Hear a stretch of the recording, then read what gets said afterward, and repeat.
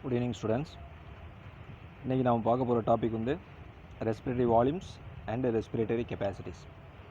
நம்ம ப்ரீவியஸ் கிளாஸில் வந்து மெக்கானிசம் ஆஃப் ப்ரீத்திங் வந்து பார்த்துருப்பீங்க. ஸோ இந்த கிளாஸில் வந்து நம்ம ரெஸ்பிரேட்டரி வால்யூம்ஸ்னால் என்ன, ரெஸ்பிரேட்டரி கெப்பாசிட்டிஸ்னால் என்ன அப்படின்றத பார்க்கலாம். சரிங்களா?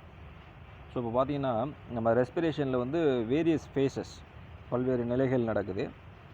அந்த ஒவ்வொரு நிலைகள்லேயும் இருக்கக்கூடிய ஏருடைய வால்யூம் எவ்வளவு ஒவ்வொரு ஸ்டேஜ்லேயும். சரிங்களா?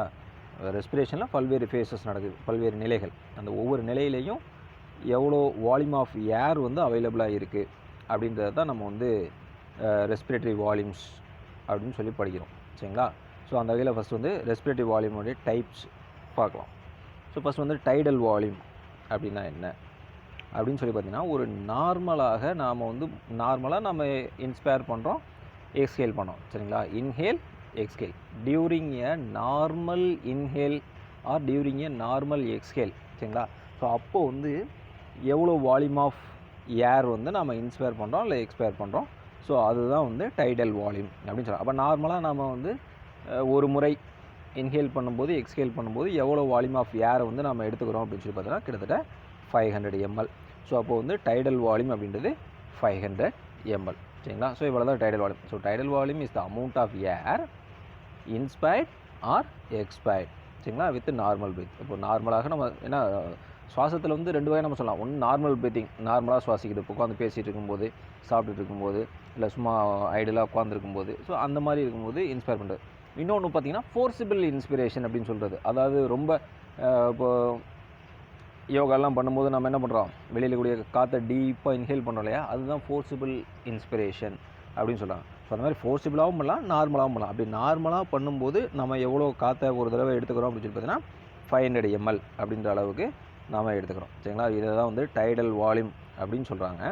சரிங்களா? இப்போ அதேமாதிரி நம்ம நார்மலாக ஒரு ஐடியல் பொசிஷனில் நம்ம 1 மினிட்டுக்கு வந்து நம்ம எவ்வளோ சுவாசிக்கிறோம், எத்தனை டைம் சுவாசிக்கிறோம் அப்படின்னு சொல்லி பார்த்தீங்கன்னா 1 இன்ஹலேஷன் அண்ட் எக்ஸ்கலேஷன். சரிங்களா? அது வந்து ஒரு ப்ரீத்திங். சரிங்களா? ஸோ அந்த மாதிரி எத்தனை தடவை நம்ம ப்ரீத் பண்ணுறோம் அப்படின்னு சொல்லி பார்த்தீங்கன்னா 12 to 16 டைம்ஸ் வந்து நம்ம ப்ரீத் பண்ணுறோம் அப்படின்னு சொல்கிறாங்க. சரிங்களா? அப்போ 12 டைம்ஸ் பண்ணாங்க அப்படின்னு சொல்லி பார்த்தீங்கன்னா, சரிங்களா, இப்போ 12 டைம்ஸ் பண்ணுறாங்க அப்படின்னு சொன்னாங்க. இப்போ 1 டைமுக்கு எவ்வளோ ஆகுது அப்படின்னு சொன்னால் 500 ml. சரிங்களா? அப்போ 1 மினிட்டுக்கு எவ்வளோ பண்ணுறோம் அப்படின்னு சொன்னால், சரிங்களா, 12 டைம்ஸ் பண்ணுறோமா, 12 டைம்ஸ் இன்ட்டு 500 அப்படின்னு போட்டிங்கன்னா என்ன கிடைக்கும், 6000 ml. சரிங்களா? அப்போது 6 லிட்டர்ஸ். சரிங்களா? அப்போ 6 லிட்டர்ஸ் ஆஃப் கேஸ் வந்து ஒரு மினிட்டுக்கு வந்து நாம் எடுத்துக்கிறோம் அப்படின்னு சொல்கிறாங்க. ஸோ அதுதான் டைடல் வால்யூம் பர் மினிட் அப்படின்னு சொல்லுவோம். சரிங்களா? அல்லது வந்து நம்ம மினிட் வால்யூம் அப்படின்னு சொல்லலாம், மினிட் ரெஸ்பிரேட்டரி வால்யூம் அப்படின்னு சொன்னாலும் இதே அளவு தான். சரிங்களா? ஸோ அது பின்னாடி படிப்போம். ஸோ முன்னாடி தெரிஞ்சுக்கணும். சரிங்களா? ரைட். ஸோ இப்போ இதே நேரத்தில் வந்து நாம் என்ன சொல்கிறாங்க அப்படின்னாக்கா, இப்போ நார்மலான கண்டிஷனில் நான் சொன்னது இப்போ ஐடியல் பொசிஷன் சும்மா இருக்கும்போது இந்த அளவு. இதே நீங்கள் வந்து விகரஸாக எக்ஸசைஸ் பண்ணுறீங்க, ஹெவியாக எக்ஸசைஸ் பண்ணுறீங்க அப்படின்போது உங்களுடைய ரெஸ்பிரேட்டரி ரேட் வந்து இன்க்ரீஸ் ஆகும். அப்போது ஃபோர்சிபிள் இன்ஸ்பிரேஷன் நான் சொன்னேன் இல்லையா, அது வந்து ஏற்படும். சரிங்களா? அப்போ உங்களுடைய டைடல் வால்யூமுடைய அமௌண்ட்டு பார்த்திங்கன்னா 4 to 10 டைம்ஸ் அதிகமாக இருக்கும். ஏன்னா நம்ம இப்போ ஓடும்போது ஓடியாரும்போது நம்ம எனர்ஜி நிறைய வேஸ்ட் ஆகுது. அப்போ எனர்ஜி வேஸ்ட் ஆகும்போது நிறையா ஆக்சிஜன் தேவைப்படும். ஸோ இப்போ அதுக்காக நம்ம என்ன பண்ணுவோம், கொஞ்சம் அதிகமாக நம்ம ஆக்சிஜன் மூச்சு வாங்குதுன்னு சொல்லுவோம்ல, மூச்சு வாங்குதுன்றது என்னது, அதிகமாக தேவையான ஆக்சிஜன் நம்ம உள்ளே எடுத்துக்கிறது. அப்போது 4லேருந்து 10 மடங்கு அதிகமாக டைடல் வால்யூம் வந்து காணப்படும் அப்படின்னு சொல்கிறாங்க. சரிங்களா? ரைட். ஸோ நெக்ஸ்ட்டு பார்த்தீங்க அப்படின்னு சொன்னாக்க இன்ஸ்பிரேட்டரி ரிசர்வ் வால்யூம் அப்படின்னு சொல்லக்கூடியது. சரிங்களா? What is inspiratory reserve volume, IRV அப்படின்னு சொல்கிறாங்க. ஸோ ஒரு நார்மல் ப்ரீத்திங் அல்லாமல், சரிங்களா, நார்மல் ப்ரீத்திங் இல்லாமல் அதை தாண்டி நான் சொன்னேன்ல ஃபோர்சிபிளாக எவ்வளோ இன்ஸ்பயர் பண்ணுறோம், அதுதான் வந்து அடிஷ்னல் வால்யூம் ஆஃப் ஏர்னு சொல்லப்போம். நார்மலாக ப்ரீத் பண்ணுறது 500 ml. அதை தாண்டி நாம் இப்போ டீப் ப்ரீத் பண்ணுறோம் அப்படின்னு சொல்கிறோம் இல்லையா, அதுதான் வந்து அடிஷ்னல் வால்யூம் ஆஃப் ஏர். சரிங்களா? When a forcible inspiration takes place. சரிங்களா? அந்த வால்யூம் ஆஃப் ஏரை தான் நம்ம வந்து என்ன சொல்கிறாங்க, இன்ஸ்பிரேட்டரி ரிசர்வ் வால்யூம். இப்போ டீப்பாக இன்ஹேல் பண்ணுறோம், அப்படி இன்ஹேல் பண்ணுறோம் இல்லையா, ஸோ அதுதான் வந்து என்ன சொல்கிறாங்க, அடிஷ்னல் வால்யூம் ஆஃப் ஏர் அப்படின்னு சொல்கிறது. அதுதான் வந்து inspiratory reserve volume. Normal breathing இல்லாமல் ரொம்ப ஃபோர்ஸிபிளாக நீங்கள் இன்ஸ்பயர் பண்ணினீங்க அப்படின்னு சொன்னால் அது மூலமாக எவ்வளோ வால்யூம் ஆஃப் ஏர் உள்ளே போகுது, அது வந்து இன்ஸ்பிரேட்டரி ரிசர்வ் வால்யூம். ஸோ அதில் எவ்வளோ போகும் அப்படின்னு சொல்லி பார்த்தீங்கன்னா நார்மலாக 2500 3000 ml. இப்போ நார்மலாக நீங்கள் இன்ஸ்பயர் பண்ணும்போது 500 ml போகுதுன்னு சொல்கிறாங்க. அதே நீங்கள் ஃபோர்ஸிபிளாக இன்ஸ்பயர் பண்ணாக்க எவ்வளோ போகும்? 2500 to 3000 ml. இதுதான் வந்து இன்ஸ்பிரேட்டரி ரிசர்வ் வால்யூம். அதே மாதிரி எக்ஸ்பிரேட்டரி ரிசர்வ் வால்யூம் அப்படின்னு சொல்லி பார்த்தீங்கன்னா நீங்கள் ஃபோர்ஸிபிளாக எக்ஸ்ஹேல் பண்ணும்போது காற்றை வெளியேற்றும் அப்படின்னு மூச்சை வெளியேற்றுறீங்க இல்லையா, அப்படி வெளியேற்றும் போது அடிஷ்னல் வால்யூம் ஆஃப் ஏர், சரிங்களா? ஸோ அதை வந்து நாம் என்ன சொல்கிறாங்க? எக்ஸ்பிரேட்டரி ரிசர்வ் வால்யூம் அப்படின்னு சொல்கிறாங்க. ஸோ அது எவ்வளோக்கு இருக்கும் அப்படின்னு சொல்லி பார்த்தீங்கன்னா 1000 to 1100 ml அப்படின்ற அளவுக்கு இருக்கும், சரிங்களா? ஸோ இந்த வால்யூமை நோட் பண்ணி வச்சுக்கோங்க. இதுதான் 1 மார்க்கில் கேட்பாங்க. இன்ஸ்பிரேட்டரி ரிசர்வ் வால்யூமோடைய அமௌண்ட் எவ்வளோ, ஐஆர்வியோட அமௌண்ட் எவ்வளோ அப்படின்னு சொன்னால் 2500 to 3000 ml. அதுவே வந்து எக்ஸ்பிரேட்டரி ரிசர்வ் வால்யூம், சரிங்களா? எக்ஸ்பிரேட்டரி ரிசர்வ் வால்யூம்ன்றது என்னது? ஃபோர்ஸிபிள் எக்ஸ்பிரேஷன், சரிங்களா? ஸோ இப்போ additional volume of air a person can exhale, சரிங்களா, due to forcible expiration is called expiratory reserve volume, சரிங்களா? ஸோ அந்த நார்மல் வால்யூம் எவ்வளோ அப்படின்னு சொன்னாக்க 1000 to 1100 ml, சரிங்களா?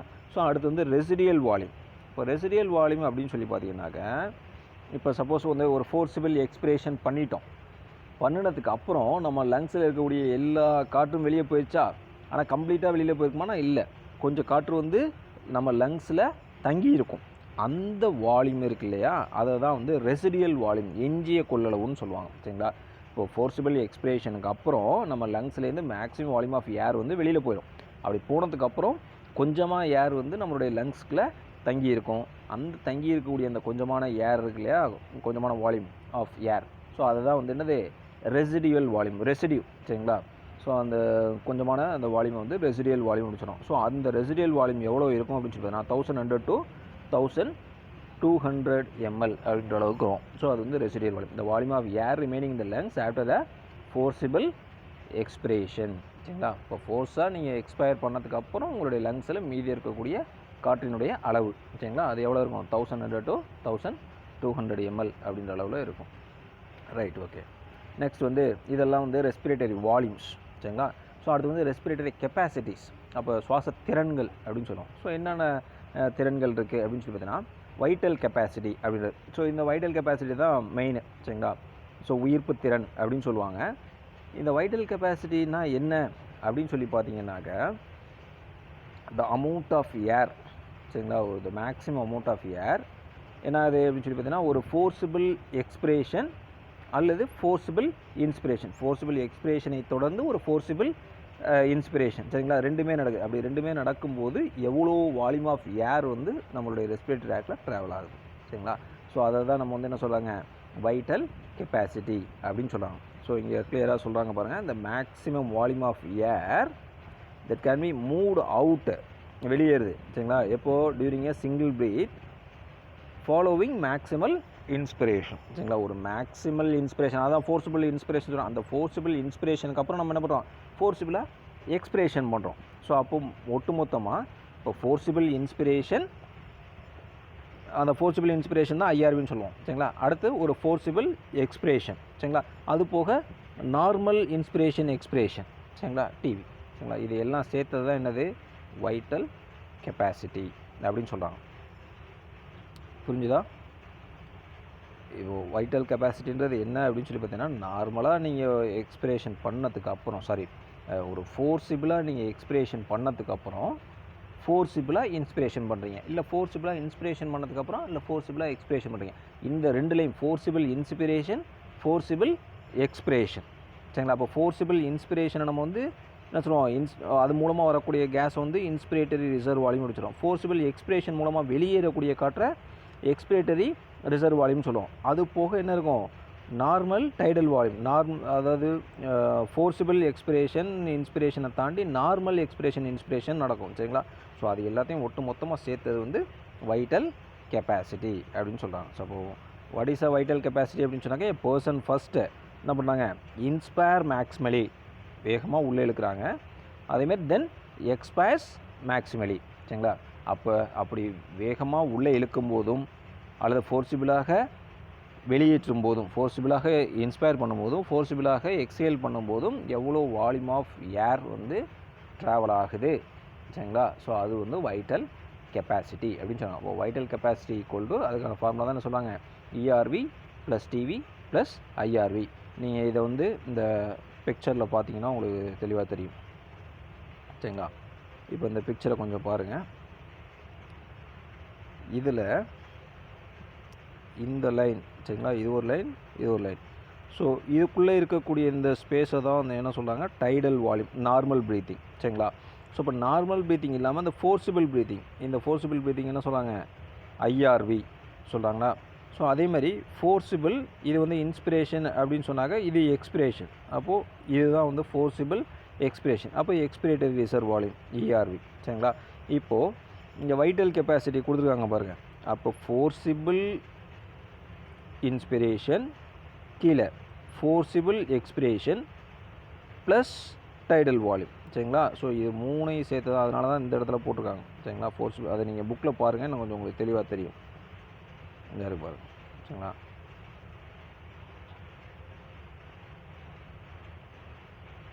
இது ஒட்டு மொத்தமாக, சரிங்களா. அப்போ ஒரு forcible inspiration, forcible expiration plus tidal volume எல்லாத்தையும் சேர்த்தது வைட்டல் கெப்பாசிட்டி அப்படின்னு சொல்கிறாங்க, சரிங்களா. ரைட். ஸோ நெக்ஸ்ட்டு போகலாம், இன்ஸ்பிரேட்டரி கெப்பாசிட்டி.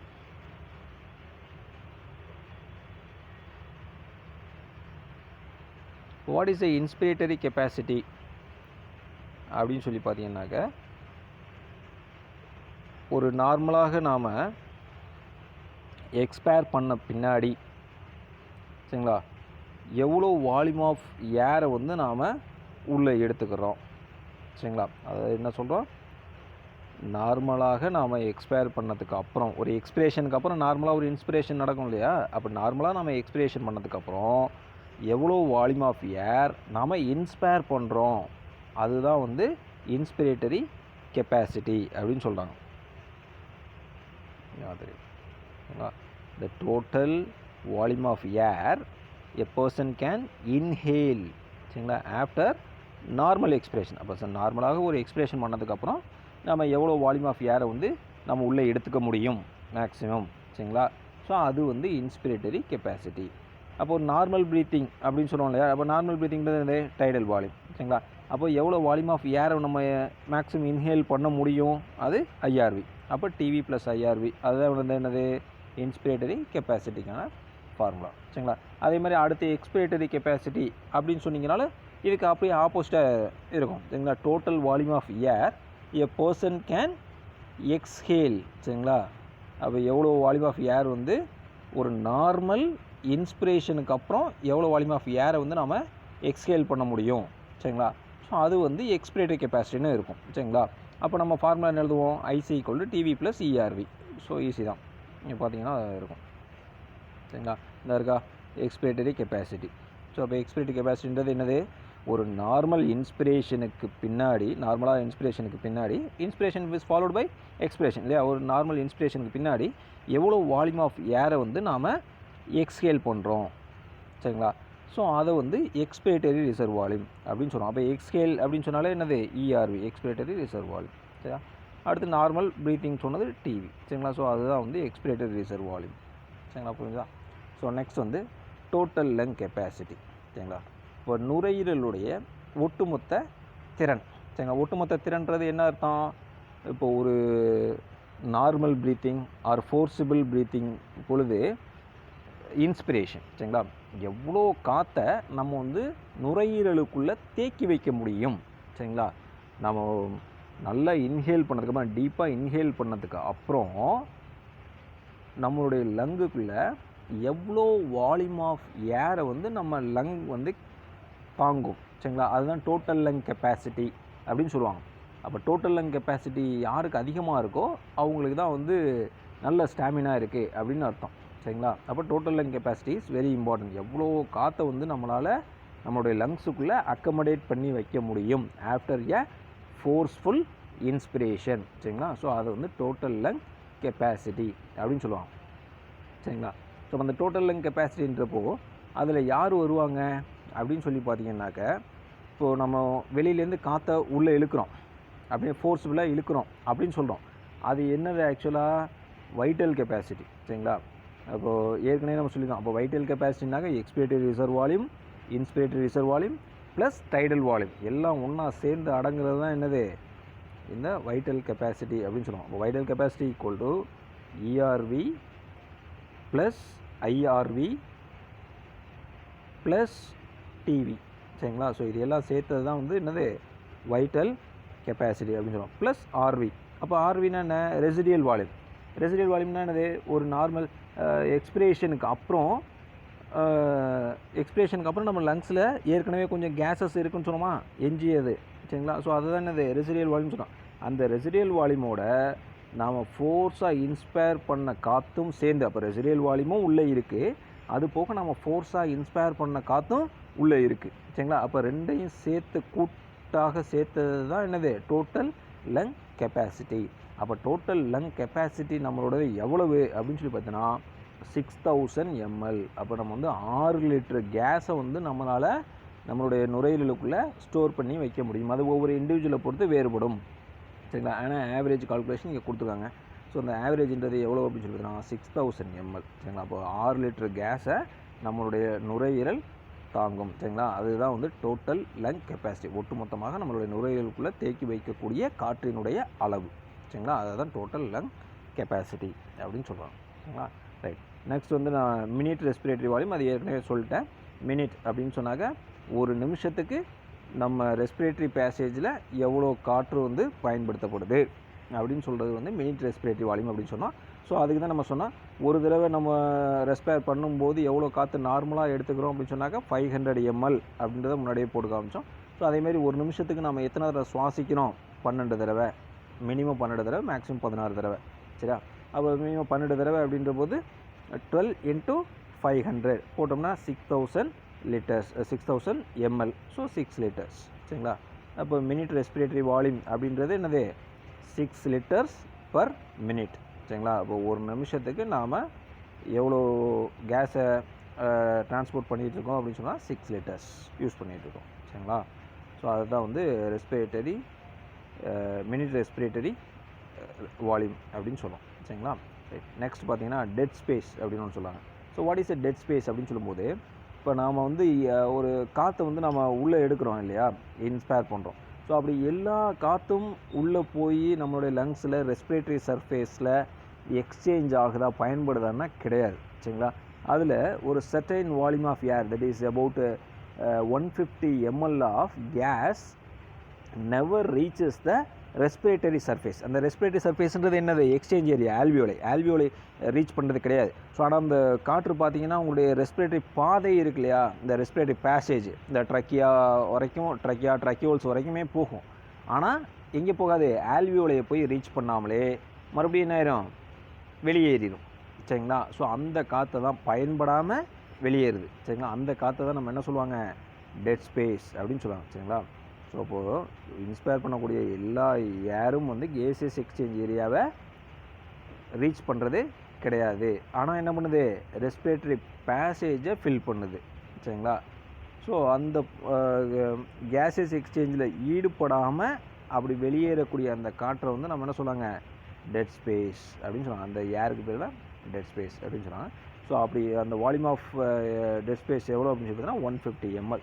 அப்போ நம்ம இன்ஹேல் பண்ணக்கூடிய ஏரில் வந்து 150 ml வந்து நம்மளுடைய ஆல்வியோலையை, அதாவது ரெஸ்பிரேட்டரி சர்ஃபேஸ் ஆல்வியோலையை ரீச் பண்ணாமலே ஜஸ்ட்டு ரெஸ்பிரேட்டரி பேசேஜில் மட்டும் இருந்துட்டு திரும்பி எக்ஸ்ஹலேஷன் ப்ராசஸின் போது வெளியேற்றப்பட்டு விடும். சரிங்களா? 150 ml. ஸோ அது வந்து டெட் ஸ்பேஸ். நெக்ஸ்ட் வந்து எக்ஸ்சேஞ்ச் ஆஃப் கேஸ். ஸோ ஒரு முக்கியமான டாபிக். நம்ம வாயு பரிமாற்றம் எப்படி நடைபெறுது அப்படின்றத பார்க்கலாம். சரிங்களா? ஸோ இது வரைக்கும் ரெஸ்பிரேட்டரி வால்யூம்ஸ் அண்ட் கெப்பாசிட்டிஸ், அது ஒரு சிம்பிள் டாபிக் தான், உங்களுக்கு புரிஞ்சிருக்கும் அப்படின்னு நம்புகிறேன். ஸோ அடுத்து பார்த்திங்கன்னா எக்ஸ்சேஞ்ச் ஆஃப் கேஸஸ். ஸோ இப்போது வாயு பரிமாற்றம் எப்படி நடைபெறுது, எதுக்கு நடைபெறுது அப்படின்னு சொல்லி பார்த்திங்கன்னா, ஃபஸ்ட்டு இனிஷியலாக வாயு பரிமாற்றம் எங்கே நடைபெறணும்? ஆல்வியோலையில் தான் வந்து ஸ்டோர் ஆகுது. அப்போ ஆல்வியோலையிலேருந்து பிளட்டுக்கும், பிளட்டுலேருந்து டிஷ்யூஸ்க்கும், திரும்ப டிஷ்யூஸ்லேருந்து பிளட் வழியாக ஆல்வியோலைக்கும் வாயு பரிமாற்றமானது நடைபெறும். அப்போ வாயு பரிமாற்றம் between alveoli and the blood and the tissues. சரிங்களா? ஸோ இது எப்படி நடைபெறுது அப்படின்னு சொல்லி பார்த்தீங்கன்னா நார்மல் டிஃப்யூஷன் மெத்தட். சரிங்களா? நார்மலாக டிஃப்யூஷன் முறையில் நடைபெறுது அப்படின்னு சொல்கிறாங்க. அப்போ டிஃப்யூஷன் முறையில் அப்படின்னு சொல்லும்போது எதன் அடிப்படையில் டிஃப்யூஷன் நடைபெறும்? Depending upon the pressure. சரிங்களா? ப்ரெஷர் கிரேடியன்ட் அப்படின்னு சொல்லுவாங்க. அப்போ பார்ஷியல் ப்ரெஷர் அப்படின்னு சொல்லுவாங்க, பகுதி அழுத்தம்னு சொல்லுவாங்க. இப்போது ஒரு மிக்சர் ஆஃப் கேஸஸ் இருக்குது அப்படின்னு சொன்னாக்க அந்த ஒவ்வொரு கேஸுக்கும் ஒரு பார்ஷியல் ப்ரெஷர் அப்படின்றது இருக்கும். சரிங்களா? இப்போ நம்ம வளிமண்டலத்தில் பார்த்தீங்க அப்படின்னு சொன்னாக்க மிக்சர் ஆஃப் கேஸஸ் இருக்குது. Nitrogen, oxygen, carbon dioxide, neon, அப்படி இப்படின்னு எக்கச்சக்கமான கேஸஸ் இருக்குது. சரிங்களா? அப்போது அந்த ஒவ்வொரு கேஸுக்கும் certain amount of partial pressure அப்படின்றது இருக்குது. சரிங்களா? ஸோ அதை தான் நம்ம வந்து என்ன சொல்லுவாங்க, ஒரு இண்டிவிஜுவல் கேஸுக்கு உண்டான ப்ரெஷரை தான் நம்ம என்ன சொல்லுவாங்க, பார்ஷியல் ப்ரெஷர் அப்படின்னு சொல்லுவாங்க. அப்படி நம்ம வந்து partial pressure of oxygen, partial pressure of carbon dioxide, அந்த பார்ஷியல் ப்ரெஷரோடைய கிரேடியண்ட் டிஃப்ரென்ஸ் அடிப்படையில் தான் இங்கே வந்து சிம்பிள் டிஃப்யூஷன் அது அப்படின்றது நடக்குது. அதாவது இப்போது சிம்பிளாக சொல்லணும் அப்படின்னாக்க, இப்போ அதிகமாக பார்ஷியல் ப்ரெஷர் அதிகமாக இருக்க இடத்துலேருந்து பார்ஷியல் ப்ரெஷர் குறைவாக இருக்க இடத்த நோக்கி கேஸ் ஆனது நகரும். அதிகமாக இருக்க இடத்துலேருந்து குறைவாக இருக்கிற இடத்துல நோக்கி நகரும். சரிங்களா? ஸோ அதுதான் வந்து நம்ம படிக்க போகிறோம். சரிங்களா? இப்போ இந்த இடத்துல பார்ஷியல் ப்ரெஷரை நாம் எப்படி மென்ஷன் பண்ணுவோம் அப்படின்னு சொல்லி பார்த்தீங்கன்னா, இப்போது ஆக்சிஜனாக இருந்துச்சுன்னா PO2 அப்படின்னு சொல்லுவோம், பார்ஷியல் ப்ரெஷர் ஆஃப் ஆக்சிஜன். அதேமாரி கார்பன் டை ஆக்சைடை partial pressure of carbon dioxide, PCO2 அப்படின்னு சொல்லுவாங்க. சரிங்களா? ஸோ இதன் அடிப்படையில் தான் நம்ம வந்து கேஸஸ் எக்ஸ்சேஞ்ச் அப்படின்றது நடைபெறுது. சரிங்களா? ஸோ அது எப்படி அப்படின்றத இப்போ பார்க்கலாம். இப்போ ஃபஸ்ட்டு பார்த்தீங்க அப்படின்னு சொன்னாங்க, இங்கே நார்மலாக ஃபஸ்ட்டு என்ன ஆகுது அப்படின்னு சொன்னாக்க, இங்கே வெளியிலேருந்து இன்ஸ்பயர் பண்ணுறோம். சரிங்களா? காற்று வந்து என்ன பண்ணுறோம், இன்ஸ்பயர் பண்ணுறோம், உள்ளே வருது. அப்படி உள்ளே வரக்கூடிய காற்றில் நீங்கள் எடுத்துக்கணும் என்னன்னாக்கா, இப்போ ஆக்சிஜன் இருக்குது அப்படின்னு சொன்னாக்க ஆக்சிஜனுடைய பார்ஷியல் ப்ரெஷர் எவ்வளோ இருக்கும் அப்படின்னு சொல்லி பார்த்தோன்னா 159 மில்லிமீட்டர் Hg. சரிங்களா? மெர்க்குரியில் தான் நம்ம ப்ரெஷரை மெயின்டைன் பண்ணுறோம். ஸோ ப்ரெஷரை அளவீடு செய்கிறோம். சரிங்களா? ஸோ அதனால் 159 மில்லிமீட்டர் Hg அப்படின்னு சொல்கிறாங்க. சரிங்களா? அப்போ இன்ஸ்பயர்டு ஏரில் இருக்கக்கூடிய partial pressure of oxygen 159 millimetre, partial pressure of carbon dioxide 0.3 millimetre அப்படின்னு சொல்கிறாங்க. ஆனால் இப்போ உள்ளே வரும்போது ஆல்வியோலர் ஸ்பேஸ்க்குள்ளே வந்துருச்சு. சரிங்களா? நம்ம ரெஸ்பிரேட்டரி பேசேஜ்லேருந்து வந்துட்டு இங்கே வந்துருச்சு, ஆல்வியோலர் ஸ்பேஸ்க்குள்ளே வந்துருச்சு. இப்போ ஆல்வியோலர் ஸ்பேஸ்க்குள்ளே வந்தோடனே ஆல்வியோலர் ஸ்பேஸ்க்குள்ளே பார்ஷியல் ப்ரெஷர் ஆஃப் ஆக்சிஜன் எவ்வளோ இருக்கும் அப்படின்னு சொல்லி பார்த்தீங்கன்னா 104 மில்லிமீட்டர் அப்படின்ற அளவில் இருக்கும். அது partial pressure of carbon dioxide வந்து 40 மில்லிமீட்டர் அப்படின்றது இருக்கும். சரிங்களா? ஸோ இது வந்து நார்மலாக இருக்கக்கூடிய லெவல். இப்போ ஆல்வியோலையில் இது இருக்குது. அப்போ ஆல்வியோலர் சர்ஃபேஸில் பார்ஷியல் ப்ரெஷர் ஆஃப் ஆக்சிஜன் அதிகமாக இருக்குது, partial pressure of carbon dioxide கம்மியாக இருக்குது. சரிங்களா? இப்போ என்ன நடக்குது அப்படின்னு சொல்லி பார்த்தீங்கன்னா, இப்போ டீஆக்சிஜனேட்டட் பிளட்டுன்றது வருது. இப்போ இந்த டீஆக்சிஜனேட்டட் பிளட்லேருந்து ஃபஸ்ட் பார்த்தீங்க அப்படின்னு சொன்னால் இங்கே ஆக்சிஜனுடைய அளவு வந்து கம்மியாக இருக்கும். இப்போ பிளட்டில் எடுத்துட்டிங்க அப்படின்னு சொன்னாக்க இந்த ஆல்வியோலர் சர்ஃபேஸ்க்கு வரக்கூடிய பிளட்டில் ஆக்சிஜனுடைய அளவு எப்படி இருக்கும், குறைவாக இருக்கும். சரிங்களா? பிளட்டில் ஆக்சிஜனுடைய அளவு குறைவாக இருக்கும், ஆல்வியோலர் சர்ஃபேஸில் ஆக்சிஜனுடைய பார்ஷியல் ப்ரெஷர் அதிகமாக இருக்குது. சரிங்களா? இப்போ இங்கே பார்த்தீங்கன்னா இந்த பிளட்டில் ஆக்சிஜனுடைய அளவு எவ்வளோ இருக்கும் அப்படின்னு சொல்லி பார்த்தீங்கன்னா 40 மில்லிமீட்டர் அப்படின்றது தான் இருக்கும். சரிங்களா? இந்த பிளட்டில் எவ்வளோ இருக்கும், வெறும் 40 மில்லிமீட்டர் அப்படின்ற அளவில் தான் ஆக்சிஜன் இருக்கும். ஆனால் இங்கே ஆக்சிஜனோட அளவு எவ்வளோ இருக்குது, 104 இருக்குது. அப்போது ஆல்வியோலர் சர்ஃபேஸ்லேருந்து ஆக்சிஜனானது என்னாகும், பிளட்டுக்கு ட்ரான்ஸ்ஃபர் ஆகும். சரிங்களா? அப்போ வருமா பிளட்டெல்லாம், இப்போ ஆக்சிஜனில் இங்கே போகும், இந்த பிளட்டுக்கு போகும். அதே நேரத்தில் இங்கே இந்த பிளட்டில் ஆக்சிஜனோட லெவல் கம்மியாக இருக்குன்னு சொன்னோம். அப்போ ஆனால் அதே நேரத்தில் கார்பன் டை ஆக்சைடோட லெவல் வந்து எப்படி இருக்கும், அதிகமாக இருக்கும், 45 மில்லிமீட்டர் அப்படின்னு இருக்கும். சரிங்களா? ஆனால் இங்கே ஆல்வியோலர் சர்ஃபேஸில் பார்த்தீங்க அப்படின்னு சொன்னால் 40 மில்லிமீட்டர் தான் இருக்குது. சரியா? அப்போது இங்கே 45, இங்கே 40. அப்போ என்ன ஆகும், சேச்சுரேட் ஆகிற வரைக்கும் இங்கேருந்து கார்பன் டை ஆக்சைடு ஆல்வியோலர் சர்ஃபேஸ்க்கு போகும். சரிங்களா? இப்போ இதுதான் வந்து எக்ஸ்சேஞ்ச், இதை தான் நம்ம படிக்கிறோம். சரிங்களா? அப்போ ஆல்வியோலர் சர்ஃபேஸ்லேருந்து எப்படி வந்து ஆக்சிஜனும் கார்பன் டை ஆக்சைடும் ட்ரான்ஸ்ஃபர் ஆகுது. அப்போ ஆல்வியோலர் சர்ஃபேஸ்லேருந்து ஆக்சிஜன் பிளட்டுக்கு போகுது, பிளட்டுலேருந்து கார்பன் டை ஆக்சைடு ஆல்வியோலர் சர்ஃபேஸ்க்கு வருது. ஏன் காரணம் என்னென்னா தட் இஸ் பார்ஷியல் ப்ரெஷர். அப்போது பார்ஷியல் ப்ரெஷர் ஆஃப் ஆக்சிஜன் வந்து ஆல்வியோலையில் அதிகமாக இருக்குது, பிளட்டில் கம்மியாக இருக்குது. ஸோ அதனால் ஆல்வியோலையிலேருந்து பிளட்டுக்கு ஆக்சிஜன் வருது. இப்போ பார்ஷியல் ப்ரெஷர் ஆஃப் கார்பன் டை ஆக்சைடை கம்பேர் பண்ணும்போது பிளட்டில் அதிகமாக இருக்குது, ஆல்வியோலையில் கம்மியாக இருக்குது. அதனால் CO2 பிளட்டிலேருந்து ஆல்வியோலைக்கு போகுது. சரிங்களா? ஸோ இப்படி தான் வந்து வாயு பரிமாற்றமானது நடைபெறுது. ஸோ அடுத்து நீங்கள் பாருங்கள், அப்படியே அடுத்து எங்கே வரும், அங்கேருந்து ஆல்வியோலர் சர்ஃபேஸ்லேருந்து பல்மனரி வெயின் வழியாக ஹார்ட்டோடைய லெஃப்ட் ஆரிக்கிளுக்கு ஃபஸ்ட்டு வந்துடும். சரிங்களா?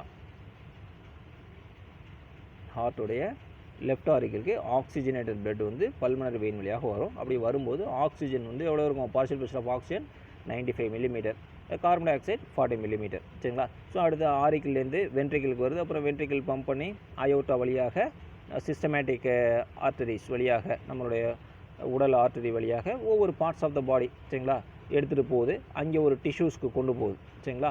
அப்போ அந்த டிஷ்யூஸ்க்கு கொண்டு போகும்போது இங்கே டிஷ்யூவில் நம்ம பார்க்கணும். முதல்ல பார்த்தோம் இல்லையா, ஒரு வாயு பரிமாற்றம் எப்படி வந்து ஆல்வியோலஸ்க்கும் பிளட்டுக்கும் எப்படி எக்ஸ்சேஞ்ச் ஆச்சு அப்படின்னு பார்த்தோம். சரிங்களா? அதே மாதிரி இப்போ இங்கே பார்ப்போம்.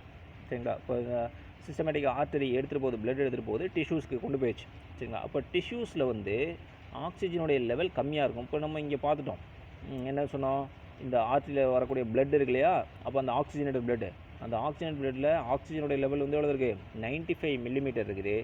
ஆனால் இந்த டிஷ்யூஸில் வந்து ஆக்சிஜன் கம்மியாக தான் இருக்கும். எவ்வளோ இருக்கும், 30 to 40 மில்லிமீட்டர் அப்படின்ற அளவில் தான் இருக்கும். அப்போ ஆட்டோமேட்டிக்காக ஆக்சிஜன் இங்கே நிறையா இருக்கா, ஆக்சிஜன் வந்து இங்கே நிறையா இருக்குது, இங்கே கம்மியாக இருக்குது. அப்போ என்ன ஆகும், அதிகமாக இருக்கிற இடத்துலேருந்து கம்மியான இடத்துக்கு நகரும். அப்போ ஆக்சிஜன் இங்கே வரும். சரிங்களா? இப்போது டிஷ்யூவில் வந்து என்ன நடக்கும், ஆக்சிஜன் வந்துருச்சா, இப்போ இந்த ஆக்சிஜனை வச்சு மெட்டபாலிசம் நடக்கும். சரிங்களா? மெட்டபாலிசம்னு என்னது, இப்போ குளுக்கோஸ் இந்த செல்லில் ஏற்கனவே குளுக்கோஸ் இருக்கும். சரிங்களா? இப்போ C6H12O6 அப்படின்னு இருக்கும். இது கம்பைன்ஸ் வித்து இப்போ நம்ம கொண்டு வந்த ஆக்சிஜன். சரிங்களா? இது ரெண்டும் எரியும் போது இப்போ என்ன பண்ணும், இந்த ஆக்சிஜன் வந்து இந்த ஃபுட் சப்ஸ்டன்ஸ் இந்த குளுக்கோஸ் வந்து எரிக்கும். அப்படி எரிக்கும் போது என்னாகும், எனர்ஜி ரிலீஸ் ஆகும். எனர்ஜி ரிலீஸ் ஆகும்போது பை ப்ராடக்டாக கார்பன் டை ஆக்சைடும் வாட்டரும் ப்ரொடியூஸ் ஆகும். சரிங்களா? அப்போ இந்த கார்பன் டை ஆக்சைடோட லெவல் வந்து டிஷ்யூஸில் என்ன ஆகும், இன்க்ரீஸ் ஆகும். அதை தான் நம்ம வந்து என்ன சொல்லுவாங்க, மெட்டபாலிசம் அப்படின்னு சொல்லுவாங்க. அக்யூரேட்டாக சொல்லணும்னா கெட்டபாலிசம் அப்படின்னு சொல்லுவாங்க. மெட்டபாலிசமில் 2 இருக்குல்ல, அனபாலிசம், கெட்டபாலிசம். இது வந்து டெஸ்ட்ரக்டிவ் மெட்டபாலிசம். ஸோ அதனால் கெட்டபாலிசம் அப்படின்னு சொல்லுவாங்க. அப்போ இந்த கெட்டபாலிசம் ரியாக்ஷன் மூலமாக கார்பன் டை ஆக்சைடுன்றது ஒரு உற்பத்தி ஆகும். அப்போது டிஷ்யூஸில் என்ன ஆகும், கார்பன் டை ஆக்சைடோட லெவல் அதிகமாக இருக்கும் when compared to the oxygen. சரிங்களா? ஸோ அதனால தான் ஃபஸ்ட் வந்து ஆக்சிஜன் உள்ளே வந்துச்சு. அந்த ஆக்சிஜனை பயன்படுத்தி கெட்டபாலிசம் நடந்துச்சு. ஸோ அந்த கெட்டபாலிசமோடைய விளைவாக கார்பன் டை ஆக்சைடு வந்து இன்க்ரீஸ் ஆகிடுச்சு. அப்போ டிஷ்யூஸில் இப்போ carbon di oxide level increase ஆகிடுச்சா, ஆனால் அந்த பிளட்டில் எவ்வளோ இருக்குது, கம்மியாக தான் இருக்குது. இப்போ கார்பன் டை ஆக்சைடு லெவல் டிஷ்யூஸில் எவ்வளோ இருக்குது அப்படின்னு சொல்லி பார்த்தீங்கன்னா 45 மில்லிமீட்டர் அப்படின்னு இருக்குது. சரிங்களா? இங்கே தப்பாக போட்டிருக்காங்க. கார்பன் டை ஆக்சைடு லெவல் வந்து என்ன இது 45 மில்லிமீட்டர் அப்படின்ற அளவில் இருக்குது. இப்போ நம்ம கொண்டு வந்த பிளட்டில் கார்பன் டை ஆக்சைடு லெவல் எவ்வளோ இருந்தது, வெறும் 40 மில்லிமீட்டர். சரிங்களா? அப்போது பிளட்டில் வந்து ஆக்சிஜன் கார்பன் டை ஆக்சைடு கம்மியாகவும் டிஷ்யூஸில் கார்பன் டை ஆக்சைடு அதிகமாகவும் இருந்துச்சு இல்லையா. ஸோ இந்த காரணத்தினால கார்பன் டை ஆக்சைடெலாம் என்ன ஆகும், இந்த வீனஸ் பிளட்டுக்கு போகும். சரிங்களா? ஸோ அப்போது கார்பன் டை ஆக்சைடை எடுத்துக்கிட்டு அப்போது இங்கே பார்த்துட்டோமா, இப்போ ஆக்சிஜன்லாம் பிளட்லேருந்து டிஷ்யூஸ்க்கு வந்துச்சு. அப்போ டிஷ்யூஸில் இருக்கக்கூடிய கார்பன் டை ஆக்சைடெல்லாம் வீனஸ் பிளட்டுக்கு போயிடுச்சு. இப்போ கார்பன் டை ஆக்சைடோட லெவல் அதிகமாகிடும். அப்போ வீனஸ் பிளட்டில் பார்த்தீங்கன்னா கார்பன் டை ஆக்சைடோட லெவல் 45 மில்லிமீட்டரும் ஆக்சிஜனோடைய லெவல் 40 மில்லிமீட்டரும் இதை போட்டிருக்காங்க. பார்த்தீங்களா? ஆக்சிஜன் அவ்வளோதான் இருக்கும். ஏன்னா ஆக்சிஜன்லாம் கொண்டாந்து இங்கே ட்ரைன் அவுட் பண்ணிடுச்சுல. அப்போ ஆக்சிஜனோட லெவல் வந்து ஆட்டோமேட்டிக்காக கம்மியாகுது, 40 மில்லிமீட்டர் தான் இருக்கும். Carbon di oxide level 45 millimetre அளவுக்கு அதிகமாக இருக்குது. சரிங்களா? அப்படி எடுத்துகிட்டு தான் எங்கே போகுது அப்படின்னு சொல்லி பார்த்தீங்கன்னா, அடுத்து சுப்பீரியர் அண்ட் இன்ஃபீரியர் வீனா கேவா வழியாக நம்முடைய ரைட் ஆரிக்கிள் போகும். அப்புறம் ரைட் ஆரிக்கிள்லேருந்து ரைட் வென்ட்ரிக்கிளுக்கு போகும். அடுத்து ரைட் வென்ட்ரிக்கிள்லேருந்து இந்த டீஆக்சிஜனேட் பிளட் ஆனது அப்படியே எடுத்துகிட்டு போய் பல்மனரி ஆர்டரி எங்கே போகும், லங்ஸுக்கு போகும். சரிங்களா? அப்போ லங்ஸுக்கு போனோடனையும் மறுபடியும் எக்ஸ்சேஞ்ச் நடக்கும். இங்கே கார்பன் டை ஆக்சைடு அதிகமாக இருக்குதா, இந்த பிளட்டில் வந்து கார்பன் டை ஆக்சைடு அதிகமாக இருக்குது. எவ்வளோ 40 மில்லிமீட்டர் அப்படின்ற அளவுக்கு இருக்குது. அப்போ ஆட்டோமேட்டிக்காக என்ன பண்ணும், உள்ளே வந்து ஆல்வியோலையில் 40 மில்லிமீட்டர் தான் இருக்கும். இது 45, உள்ளே 40. ஸோ அப்போ ஆட்டோமேட்டிக்காக கார்பன் டை ஆக்சைடெல்லாம் ஆல்வியோலைக்கு போகும். சரிங்களா? ஸோ இப்போ வாயு பரிமாற்றமானது நடக்குது. அப்போ கார்பன் டை ஆக்சைடு உள்ளே போயிடுச்சா, அதே மாதிரி இங்கே ஆக்சிஜன் அதிகமாக இருக்குது. இப்போ நம்ம கொண்டு வந்ததில் எவ்வளோ இருக்குதுன்னு சொன்ன முதலையே 40 மில்லிமீட்டர் தான் இருக்குன்னு சொன்னோம். இங்கே 104 இருக்குது. அப்போ ஆட்டோமேட்டிக்காக ஆக்சிஜனானது அதிகமாக இங்கே விடுவோம். ஸோ இங்கே எக்ஸ்சேஞ்ச் நடக்குது. ஸோ இப்படி தான் வந்து என்ன நடக்குது, எக்ஸ்சேஞ்ச் ஆஃப் கேஸஸ் அப்படின்றது நடைபெறுது. அதேமாதிரி பார்த்திங்கன்னா இங்கே கார்பன் டை ஆக்சைடுடைய கரையும் திறன் அப்படின்றது அதிகம். சரிங்களா? ஸோ அதான் இங்கே சொல்லியிருப்பாங்க, கார்பன் டை ஆக்சைடுடைய கரையும் திறன் solubility அப்படின்னு சொல்கிறோம். அது when compared to oxygen, the carbon dioxide dissolves or solubles about 20 to 25 times higher than the oxygen. சரிங்களா? ஸோ அதனால தான் பார்த்திங்க அப்படின்னு சொன்னால் partial pressure of carbon dioxide வந்து டிஷ்யூஸில் வந்து ஆக்சிஜனோட அதிகமாக இருக்கிறதுக்கு காரணம் அதுதான். சரிங்களா? ஏன்னா ஆக்சிஜன் கரையாது, ஆனால் கார்பன் டை ஆக்சைடு வந்து 25 மடங்கு வேகமாக கரையும். ஸோ அதனால தான் டிஷ்யூஸில் வந்து கார்பன் டை ஆக்சைடு லெவல் வந்து ஆட்டோமேட்டிக்காக இன்க்ரீஸ் ஆகுது. சரிங்களா? ஸோ அதனால தான் வந்து காற்றும் வெளியேறுது அப்படின்னு சொல்கிறாங்க. சரிங்களா? Right, okay. ஸோ கீழே ஒரு டேபிளும் கொடுத்துருக்காங்க. அந்த டேபிளையும் பாருங்கள். ஒவ்வொரு ஸ்டேஜ்லேயும் அந்த பார்ஷியல் ப்ரெஷர்ன்றது எவ்வளோ இருக்குது அப்படின்னு சொல்லி பார்த்தீங்கன்னா தெரியும். Oxygen, carbon di oxide. இப்போ அட்மாஸ்பியரிக் ஏரில் வந்து ஆக்சிஜன்றது 159 மில்லிமீட்டர் ஹெச்ன்றது இருக்கும். ஆனால் கார்பன் டை ஆக்சைடு 0.3 மில்லிமீட்டர் தான் இருக்கும். ஆல்வியோலைக்கு வரும்போது 104, 40.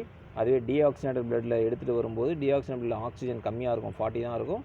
கார்பன் டை ஆக்சைடு 45 அதிகமாக இருக்கும். அதே ஆக்சிஜனேட்டட் பிளட்டில் பார்த்தீங்கன்னா 95 மில்லிமீட்டர் ஆக்சிஜனும் 40 மில்லிமீட்டர் கார்பன் டை ஆக்சைடு இருக்கும். டிஷ்யூஸ்க்கு போகும்போது அப்படியே ஆப்போசிட்டாக டிஷ்யூஸில் வந்து ஆக்சிஜன் வந்து 40 தான் இருக்கும், கார்பன் டை ஆக்சைடு 45 மில்லிமீட்டர் அப்படின்ற அளவுக்கு இருக்கும். இதை தான் நம்ம இப்போ வந்து எக்ஸ்பிளைன் பண்ணோம். சரிங்களா? ரைட். நெக்ஸ்ட் வந்து ரெஸ்பிரேட்டரி பிக்மெண்ட்ஸ் பற்றி பார்க்கலாம். இப்போ ரெஸ்பிரேட்டரி பிக்மெண்ட் நமக்கு தெரியும், என்னது ஹீமோகுளோபின் பிக்மெண்ட் அப்படின்றது இருக்குது. ஸோ அந்த ஹீமோகுளோபின் பிக்மெண்ட் தான் நம்மளோட ஹியூமன் பிளட்டு வந்து ரெட் கலர் கொடுக்குது அப்படின்றது தெரியும் இல்லையா? அப்போ இந்த ஹீமோகுளோபினை வந்து நம்ம அந்த நேம் வந்து ரெண்டாக பிரிப்போம். சரிங்களா? ஹீம் அடுத்து குளோபின். சரிங்களா? இப்படி வந்து இந்த பேருக்கு தகுந்த மாதிரி தான் இந்த ஹீமோகுளோபின் பிக்மெண்ட்டும் ரெண்டு பொருளால் ஆனது. ஹீமோகுளோபின்றது it is made up of 2 products. One of the component is heme, the another component is globin. சரிங்களா? த குளோபின் ஹீம் அப்படின்னு சொன்னால் என்னது, இட் இஸ் அ அயன். ஹீம்னா அயன்னு பேர். சரிங்களா? இரும்பு. சரிங்களா? இரும்பு பொருள். அடுத்து வந்து குளோபின் அப்படின்னு சொன்னாக்க it is a protein. Globin is a protein. So what kind of protein it is அப்படின்னு சொல்லி பார்த்தீங்கன்னா it is a conjugated protein. அது அந்த கான்ஜுகேட்டட் ப்ரோட்டீன் அப்படின்னு சொன்னால் அது எதனால் உருவாக்கப்படுது, it is made up of histone substance அப்படின்னு சொல்லுவாங்க. ஹிஸ்டோன் சப்ஸ்டன்ஸ், ஹிஸ்டோனால் உருவாக்கப்பட்ட ஒரு கான்ஜுகேட்டட் ப்ரோட்டீன். சரிங்களா? ரைட்.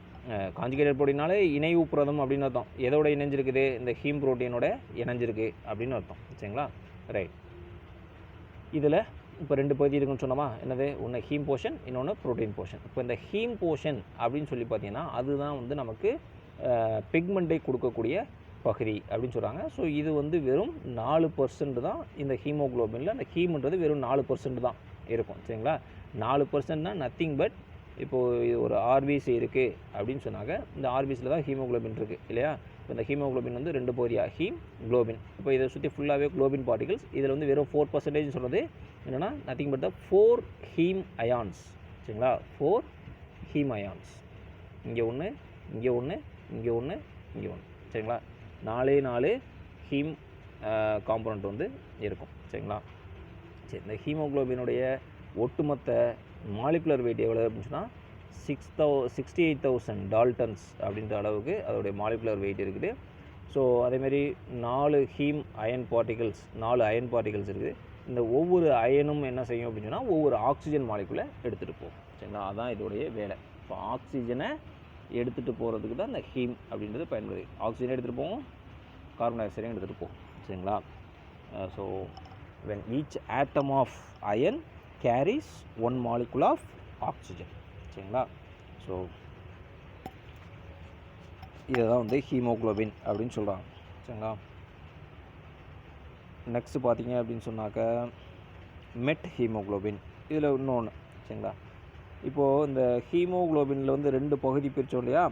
ஹீம்ன்ற பகுதி, குளோபின்ற ப்ரோட்டீன் பகுதி. சரிங்களா? இந்த ஹீம்ன்ற பகுதி வந்து என்ன ஃபார்மேட்டில் இருக்கும் அப்படின்னு சொல்லி பார்த்தீங்கன்னா, ஹீம்னா அயன்னு சொன்னோமா, iron is in the state of ferrous state. சரிங்களா? நார்மலான ஹீமோகுளோபினில் என்ன கண்டிஷனில் ஹீம் பார்ட்டிகல்ஸ் இருக்கும், ஹீம் காம்பனண்ட் இருக்குன்னா அந்த ஹீம் காம்பனண்ட் இஸ் இந்த ஸ்டேட் ஆஃப் ஃபெர்ரஸ் ஸ்டேட். அப்படி ஃபெர்ரஸ் ஸ்டேட்டில் இருக்கும்போது தான் அதனால் என்ன பண்ண வைக்க முடியும், ஆக்சிஜனை அட்டாச் பண்ணிக்க முடியும்.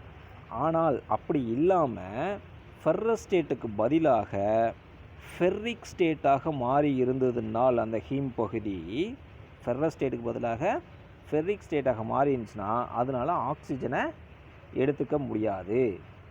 அப்படி ஃபெர்ரிக் ஸ்டேட்டில் இருக்கக்கூடிய இந்த ஹீமோக்ளோபினை தான் மெட் ஹீமோக்ளோபின் அப்படின்னு சொல்லுவாங்க. அப்போ ஹீமோக்ளோபின்னாக்கா அதில் இருக்கக்கூடிய ஹீம் பார்ட்டிகல்ஸ் என்னவாக இருக்கணும், ஃபெர்ரஸ் ஸ்டேட்டில் இருக்கணும். ஆனால் அதுக்கு பதிலாக ஃபெர்ரிக் ஸ்டேட்டாக இருந்தது அப்படின்னு சொன்னால் அது மெட் ஹீமோக்ளோபின். அப்போ ஃபெர்ரஸ் ஸ்டேட்டில் இருந்ததுன்னா அது ஆக்சிஜன் எடுத்துக்க முடியும், ஃபெர்ரிக் ஸ்டேட்டில் இருந்ததுன்னா அதனால் ஆக்சிஜனை சேர்த்துக்க முடியாது. சரிங்களா? அப்போ மெட் ஹீமோக்ளோபின் ஆக்சிஜனை எடுத்துக்காது, கேரி பண்ணாது. சரிங்களா? ஸோ மேக்ஸிமம் வந்து நம்மளுடைய ஆர்பிசியில் வந்து லெஸ் தென் 1% அப்படின்ற அளவுக்கு தான் வந்து மெட் ஹீமோக்ளோபின் அப்படின்றது ப்ரெசண்ட் ஆகிருக்கும் அப்படின்னு சொல்கிறாங்க. சரிங்களா? Right. So next transport of gases பார்க்கலாம். சரிங்களா? இப்போது நம்ம வந்து டிரான்ஸ்போர்ட் ஆஃப் கேஸஸ் அப்படின்றதுனா என்ன அப்படின்னு சொல்லி பார்க்கலாம். இப்போ ஒரு ஸ்டெப் பை ஸ்டெப்பாக பார்த்துட்ருக்கோம். முதல்ல வந்து மெக்கானிசம் ஆஃப் ப்ரீத்திங், அதுக்கு முன்னாடி வந்து ஸ்ட்ரக்சர்ஸ் எப்படி இருக்குன்னு பார்த்தோம். அதுக்கப்புறம் மெக்கானிசம் ஆஃப் ப்ரீத்திங் எப்படி நடைபெறுது அப்படின்னு சொல்லி பார்த்தோம். ஸோ அதுக்கடுத்து பார்த்திங்கன்னா எப்படி கேஸஸ் எக்ஸ்சேஞ்ச் நடக்குது அப்படின்றது பார்த்தோம். ஸோ அதுக்கப்புறம் இந்த கேஸஸ் எக்ஸ்சேஞ்ச் நடைபெறும் போது ஆல்வியோலர் சர்ஃபேஸ்லேருந்து பிளட்டுக்கு வருது இல்லை, அப்போ அந்த பிளட்டு வந்து எப்படி எடுத்துகிட்டு போகுது அந்த கேஸை, சரிங்களா, to the tissues or from the tissues to the alveoli. சரிங்களா? இப்போ ஆல்வியோலையிலேருந்து டிஷ்யூஸ்க்கோ இல்லை டிஷ்யூஸ்லேருந்து ஆல்வியோலைக்கோ எப்படி வந்து பிளட்டு இந்த ஆக்சிஜனையும் கார்பன் டை ஆக்சைடையும் எடுத்துகிட்டு போகுது அப்படின்றது தான் இந்த டிரான்ஸ்போர்ட் ஆஃப் கேஸஸ் அப்படின்னு சொல்லுவாங்க. அப்போ டிரான்ஸ்போர்ட் ஆஃப் கேஸஸ் அப்படின்னு சொன்னால் transport of oxygen, transport of carbon dioxide. So எந்த வழிகளில் இந்த ஆக்சிஜனையும் கார்பன் டை ஆக்சைடையும் ரத்தமானது கடத்துது அப்படின்றத பார்க்கணும். சரிங்களா? சரி, இப்போ அதில் ஃபஸ்ட்டு வந்து ஆக்சிஜன் எப்படி கடத்தப்படுது அப்படின்றத பற்றி பார்க்கலாம். சரிங்களா? ஸோ ஆக்சிஜன் வந்து எப்படி எடுத்துகிட்டு செல்லப்படுது அப்படின்றத ஃபஸ்ட் பார்க்கலாம். ஸோ இப்போ வந்து நம்மளுடைய ஆக்சிஜன் அப்படின்றது இந்த ரத்தத்தில் 2 வழிகளில் எடுத்து செல்லப்படுது அப்படின்னு சொல்கிறாங்க. என்னென்ன அப்படின்னு சொல்லிட்டுனா, ஒன்று வந்து முதல்ல தான் சொன்னோம் இல்லையா, அப்போ ஹீமோக்ளோபினில் ஹீம் போர்ஷன் இருக்குது. அந்த ஹீம் போர்ஷன் என்ன பண்ணும், ஒவ்வொரு ஹீம் போர்ஷனும் ஒவ்வொரு ஆக்சிஜனை பைண்ட் பண்ணி எடுத்துகிட்டு போகும் இல்லையா. ஸோ அதுதான் வந்து பவுண்ட் டு ஹீமோக்ளோபின். சரிங்களா? அது ஒரு மெத்தட். சரிங்களா? இன்னொரு மெத்தட் என்ன அப்படின்னு சொல்லி பார்த்தீங்கன்னா, இப்போ பிளட்டில் வந்து 2 காம்பனண்ட்ஸ், ஒன்று சாலிட் காம்பனண்ட், இன்னொன்று லிக்விட் காம்பனண்ட். அந்த சாலிட் காம்பனண்ட் தான் பிளட் செல்ஸு, அதில் இந்த ஆர்பிசி செல்ஸில் ஹீமோக்ளோபின் பிக்மெண்ட்டு ஆக்சிஜனை எடுத்துகிட்டு போகுது ஒரு ஸ்டெப்பு. சரிங்களா? அப்போ ரெண்டாவது இந்த ஃப்ளூயிடு பார்ட் இருக்குது இல்லையா, அந்த ஃப்ளூயிடு பார்ட் என்ன சொல்லுவோம், பிளாஸ்மா அப்படின்னு சொல்லுவோம். அந்த பிளாஸ்மாவும் என்ன பண்ணும் அப்படின்னு சொன்னால் ஆக்சிஜனை கரைச்சி எடுத்துகிட்டு போகும். சரிங்களா? ஆனால் ஆக்சிஜனுடைய கரையும் திறன் அப்படின்னு சொன்னாக்க கம்மி. சரிங்களா? ஸோ அதனால பார்த்தீங்கன்னா அது வந்து வெறும் 3% ஆக்சிஜன் மட்டும்தான் அந்த மாதிரி கரைந்த நிலையில் எடுத்து செல்லப்படுது. ஏன்னா oxygen is poorly soluble in water. ஏன்னா இதில் பார்த்தீங்கன்னா பிளாஸ்மாவில் வந்து 90% என்ன தான் இருக்குது, வாட்டர் தான் இருக்குது. சரிங்களா? அப்போ வந்து அதில் இருக்கக்கூடிய வாட்டரில் வந்து ஆக்சிஜன் வந்து ரொம்ப கம்மியாக தான் கரையும். ஸோ அதனால் வெறும் 3% ஆக்சிஜன் மட்டும்தான் டிசால்வ்டு ஃபார்மில் எடுத்து செல்லப்படுது. அப்போ மீதி 97% ஆஃப் ஆக்சிஜன் எப்படி தான் எடுத்து செல்லப்படுது அப்படின்னு சொல்லி பார்த்தீங்கன்னா ஹீமோக்ளோபின் பிக்மெண்ட் மூலமாக தான் எடுத்து செல்லப்படுது. சரிங்களா? அப்போ ஹீமோக்ளோபினில் எப்படி எடுத்து செல்லப்படும் அப்படின்னு சொல்லி பார்த்தீங்கன்னா ஹீமோக்ளோபினோட ஃபார்முலா HB அப்படின்னு சொல்லுவாங்க. சரிங்களா? ஹீமோக்ளோபின். இப்போ ஆக்சிஜன் இதில் கம்பைன் ஆகி என்ன ஆகும் அப்படின்னு சொல்லி பார்த்தீங்கன்னா ரெண்டும் இணைஞ்சி HbO2 அப்படின்னு மாறும். சரிங்களா? அப்போ ஹீமோக்ளோபின் கூட ஆக்சிஜன் சேருது. எப்படி சேருது, HbO2. அப்போ HbO2னா என்ன அப்படின்னு சொன்னால் ஆக்சி ஹீமோக்ளோபின்னு பேர். சரிங்களா? அந்த ஆக்சி ஹீமோக்ளோபின்ற பேரில் தான் என்ன ஆகுது அப்படின்னு சொல்லி பார்த்தீங்கன்னா ஆக்சிஜனானது எடுத்து செல்லப்படுது. சரிங்களா? இப்போது இது வந்து இந்த ரியாக்ஷன் வந்து அப்படியே ரிவர்சிபிள் ரியாக்ஷனாக மாறும். இப்போ வந்து பிளட்டில் வந்து சேரும்போது இந்த ஆக்சிஜன் இணையும் போது HbO2ன்னு இணையுது. சரிங்களா? இப்போ டிஷ்யூஸ்க்கு வந்தோடனே என்ன ஆகும், அப்படியே மறுபடியும் பிரிஞ்சிடும். அப்போ HbO2ன்றது HB தனியாகவும் O2 தனியாகவும் பிரிஞ்சு டிஷ்யூஸ்க்கு வந்து O2வாக போய் சேர்ந்துடும். சரிங்களா? ஸோ அந்த மாதிரி நடைபெறும் ரிவர்சிபிள் ரியாக்ஷன் அப்படின்னு சொல்லுவோம். சரிங்களா? ஸோ அந்த மாதிரி ரிவர்சிபிள் மேனரில் தான் இணையும். சரிங்களா? அப்போது ஒரு கண்டிஷன் வேணும். என்ன அப்படின்னு சொன்னாக்க எந்த இடத்துல இணையணும், எந்த இடத்துல பிரியணும் அப்படின்னு ஒரு கண்டிஷன் இருக்கு இல்லையா? ஸோ எப்போ இணையும், எப்போ பிரியும் அப்படின்னு சொல்லி பார்த்தீங்கன்னா, it is based upon the pressure gradient அப்படின்னு ஒன்று சொல்லுவோம். ஸோ இன்னொன்று பார்த்தீங்கன்னாக்க ப்ரெஷர் கிரேடியண்ட் அதுதான் முதல்ல பார்த்தோம் இல்லையா? அப்போது ஆல்வியோலையில் பார்த்தீங்கன்னா partial pressure of oxygen is high, இங்கே பிளட்டில் வந்து partial pressure of oxygen is low. So அதனால் வந்து நாங்கள் ஆல்வியோலையிலேருந்து எல்லாம் பிளட்டுக்கு ஆக்சிஜன் வந்து ட்ரான்ஸ்ஃபர் ஆகும் அப்படின்னு பார்த்தோம். So based upon the partial pressure, சரிங்களா? ஸோ இன்னொன்று இப்போது வந்துருச்சு, ஆக்சிஜன் வந்து எங்கே வந்துருச்சு, based upon the partial pressure கிரேடியண்ட்டுக்கு பிளட்டுக்கு வந்து வந்துருச்சு. பிளட்டுக்கு வந்ததுக்கு அப்புறம் அந்த பிளட்டில் இருக்கக்கூடிய ஹீமோக்ளோபின் கூட இணையணும் இல்லையா? அப்போ இணையணும்னா என்ன கண்டிஷன் இருக்கணும் அப்படின்னு சொல்லி பார்த்தீங்கன்னா, இதுதான் வந்து கண்டிஷன்ஸ் என்னன்னாக்க, partial pressure of oxygen should be high first, அது நம்ம சொன்னது, சரிங்களா? அப்போது ஆக்சிஜனுடைய பார்ஷியல் ப்ரெஷர் அதிகமாக இருக்கணும், அதேமாதிரி carbon di oxide partial pressure வந்து கம்மியாக இருக்கணும், சரிங்களா? அதே மாதிரி பார்த்தீங்கன்னாக்க டெம்பரேச்சர் வந்து லோவாக இருக்கணும், ஹைட்ரஜன் அயன் கான்சன்ட்ரேஷன் லோவாக இருக்கணும், சரிங்களா? ஸோ இதெல்லாம் எங்கே இருக்கும் அப்படின்னு சொல்லி பார்த்தீங்கன்னா ஆல்வியோலையில் இருக்கும், சரிங்களா? ஸோ இந்த ஆல்வியோலையில் பார்த்தீங்கன்னா பார்ஷியல் ப்ரெஷர் ஆஃப் ஆக்சிஜன் அதிகமாக இருக்குன்னு சொன்னோமா, அதே நேரத்தில் partial pressure of carbon dioxide கம்மியாக இருக்குன்றதையும் முதல்ல சொன்னோம், சரிங்களா? ஸோ அதே மாதிரி டெம்பரேச்சர் கம்மியாக இருக்கணும், ஹைட்ரஜன் அயன் கான்சன்ட்ரேஷனும் கம்மியாக இருக்கணும். ஸோ இந்த கண்டிஷன்லாம் இருந்தது அப்படின்னு சொன்னால் என்ன ஆகும், இந்த ஹீமோக்ளோபின் கூட ஆக்சிஜன் இணைஞ்சி ஆக்சி ஹீமோக்ளோபினாக மாறும், சரிங்களா? அப்போ ஆக்சி ஹீமோக்ளோபினா ஆல்வியோலையிலேயே மாறி தான் என்ன ஆகுது, அங்கேருந்து பிளட் வழியாக எடுத்து செல்லப்படுது, சரிங்களா? எடுத்துகிட்டு வருது, எடுத்து கொண்டாந்து டிஷ்யூஸ்குள்ளே வருது. அப்போ டிஷ்யூஸ்குள்ளே அந்த பிளட் வெசல்ஸ் வரும்போது அங்கே கண்டிஷன் மாறுது. டிஷ்யூஸ்குள்ளே என்ன சொன்னோம், partial pressure of carbon dioxide அதிகமாக இருக்கும், பார்ஷியல் ப்ரெஷர் ஆஃப் ஆக்சிஜன் கம்மியாக இருக்கும், சரிங்களா? அப்போ partial pressure of carbon dioxide அதிகமாக இருக்குது, பார்ஷியல் ப்ரெஷர் ஆஃப் ஆக்சிஜன் கம்மியாக இருக்குது, கெட்டபாலிசம் நடந்ததுனால டெம்பரேச்சர் அதிகமாக இருக்கும், அதேமாதிரி ஹைட்ரஜன் அயன் கான்சன்ட்ரேஷனும் அதிகமாக இருக்கும். ஸோ இதுதான் set of conditions needed for the dissociation of oxyhaemoglobin. இப்போ என்ன கண்டிஷன்லாம் இருந்து ஆக்சி ஹீமோக்ளோபினாக மாறிச்சோ அதுக்கு ஆப்போசிட் கண்டிஷன்லாம் இருந்துச்சுன்னா என்னாகும், ஆக்சிஜன் தனியாகவும் ஹீமோக்ளோபின் தனியாகவும் பிரிஞ்சிடும். முதல்ல என்ன கண்டிஷனில் சேர்ந்துச்சு, PO2 அதிகம், PCO2 கம்மி, டெம்பரேச்சர் கம்மி, ஹைட்ரஜன் அயன் கான்சன்ட்ரேஷன் கம்மி. இதுக்கெல்லாம் ஆப்போசிட்டில் அப்படியே செல்லில் ஆப்போசிட்டாக இருக்கும். ஸோ செல்லில் ஆப்போசிட்டாக என்ன இருக்கும், PO2 கம்மியாக இருக்கும், PCO2 அதிகமாக இருக்கும், டெம்பரேச்சர் ஹையாக இருக்கும், ஹைட்ரஜன் அயன் கான்சன்ட்ரேஷன் ஹையாக இருக்கும். ஸோ இந்த கண்டிஷனுக்கு வந்தோடனையும் எப்படி ஆக்சி ஹீமோக்ளோபினாக இணைஞ்சி இருந்துச்சோ இப்போ ஆக்சிஜன் தனியாகவும் ஹீமோக்ளோபின் தனியாகவும் பிரிஞ்சிடும் அப்படின்னு சொல்லலாம், சரிங்களா? ஸோ இப்படி தான் வந்து பிரியும் வகையில், எளிய முறையில் பிரியும் வகையில் தான் அது ஆக்சி ஹீமோக்ளோபினாக இணைஞ்சி ட்ராவல் பண்ணி வருது, சரிங்களா? ரைட். ஸோ இதை நம்ம ரெப்ரசன்டேஷன் பண்ணுற மாதிரி ஒரு கிராஃப் ஒன்று போடுறாங்க, சரிங்களா? அந்த கிராஃபுக்கு பேர் என்ன அப்படின்னு சொல்லி பார்த்தீங்கன்னா ஆக்சிஜன் ஹீமோக்ளோபின் டிசோசியேஷன் கர்வ் அப்படின்னு சொல்கிறாங்க. இதாக பாருங்கள், oxygen haemoglobin dissociation curve, S shaped sigmoid curve அப்படின்னு சொல்லுவாங்க. சிக்மாய்டு கர்வ் எஸ் ஷேப்டு, சரிங்களா? ஸோ இது எதிராக போடுறாங்க அப்படின்னு சொல்லி பார்த்தீங்கன்னா இங்கே கிராஃப் உங்களுக்கு பார்த்தீங்கன்னா தெரியும், சரிங்களா?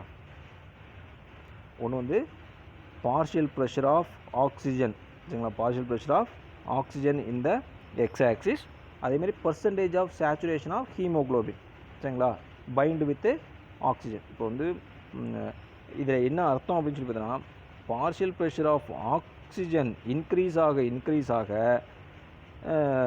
இங்கே வந்து ஹீமோக்ளோபின் கூட ஆக்சிஜன் இணையும் வீதமும் அதிகமாக இருக்குது அப்படின்றது தான் சொன்னாங்க. இப்போ உதாரணத்துக்கு இப்போது பார்ஷியல் ப்ரெஷர் ஆஃப் ஆக்சிஜன் வந்து கம்மியாக இருக்குது, கம்மியான்றது எவ்வளவு 10 மில்லிமீட்டர் அப்படின்ற அளவில் இருக்கும்போது ஆக்சிஜன் கூட ஹீமோக்ளோபின் இணையும் திறனும் இங்கே குறைவாக தான் இருக்குது. ஆனால் இங்கே அதிகமாக என்ன ஆகுது, இப்போ கிட்டத்தட்ட இப்போது 50-60 மில்லிமீட்டர் பார்ஷியல் ப்ரெஷர் இன்க்ரீஸ் ஆகும்போது அப்போது ஹீமோக்ளோபின் கூட ஆக்சிஜன் இன்க்ரீஸ் ஆகக்கூடிய திறனும் இப்போ 50 சொல்கிறோமா, அப்போ 50ன்றப்போ எங்கே வருது அப்படின்னு சொல்லி பார்த்தீங்கன்னாக்கா இங்கே வருது, சரிங்களா? ஸோ 50 மில்லிமீட்டர் அப்படின்னு சொன்னாக்க இங்கேயும் வந்து அது இணையக்கூடிய திறன் அப்படின்னு சொன்னாக்க இந்த இடத்துல அதிகமாக இருக்குது. சரிங்களா? ஸோ அப்போது ஆட்டோமேட்டிக்காக பார்த்தீங்கன்னா எவ்வளோ வந்துருக்குது, இங்கேயும் பார்த்திங்கன்னா இணையும் திறன் வந்து 50 மில்லிமீட்டர் அப்படின்ற அளவுக்கு இருக்குது. சரிங்களா? அப்போ எந்த அளவுக்கு இங்கே அதிகமாக partial pressure of oxygen increase ஆகுதோ, partial pressure of oxygen increase ஆக ஆக்சிஜன் ஹீமோக்ளோபினுடைய இணையும் திறனும் அதிகரிக்குது. ஸோ அப்போ வந்து கிட்டத்தட்ட பார்த்தீங்கன்னாக்க ஒரு 10 to 50 மில்லிமீட்டர் ஹெச்ஜி அப்படின்ற வரைக்கும் ரொம்ப வேகமாக ஆக்சிஜன் வந்து ஹீமோக்ளோபின் கூட அட்டாச் ஆகும். ஸோ அதோட என்ன ஆயிரும், அதுக்கு மேலே பார்த்தீங்கன்னா மேக்ஸிமம் கெப்பாசிட்டியை ரீச் பண்ணிடும். ஸோ அதுக்கப்புறம் என்ன ஆகும் அப்படின்னு சொல்லி பார்த்தீங்கன்னா கொஞ்சம் ஸ்லோ டவுன் ஆகும். அடுத்து பார்த்தீங்கன்னா கிட்டத்தட்ட ஒரு 70 to 100 மில்லிமீட்டர் ரேஞ்சில் வரும்போது இந்த ஸ்லோப் என்ன ஆகும், அப்படியே கொஞ்சம் கொஞ்சமாக ஸ்லோ டவுன் ஆக ஆரம்பிக்கும். ஸோ அதை தான் இங்கே காமிச்சிருப்பாங்க பாருங்கள். இப்போ இங்கே என்ன ஆரம்பிச்சிருக்குது, ஸ்லோ டவுன் ஆகிருக்கு. சரிங்களா?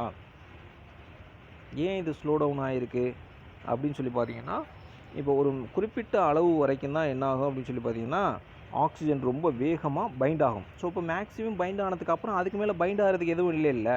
ஸோ அப்போது என்ன ஆகும் ஆட்டோமேட்டிக்காக அப்படின்னு சொல்லி பார்த்தீங்கன்னா, இப்போ இந்த 70 மில்லிமீட்டர் அதுக்கு மேலே 70 to 100 millimetre of partial pressure of ஆக்சிஜன்றது வரும்போது ஒரு ஸ்டேபிளாக ஏற்கனவே அட்டாச் ஆகிருக்கு இல்லையா, ஸோ அதே லெவலில் வந்து அட்டாச் ஆகிட்டு வரும். ஸோ அவ்வளோதான். சரிங்களா?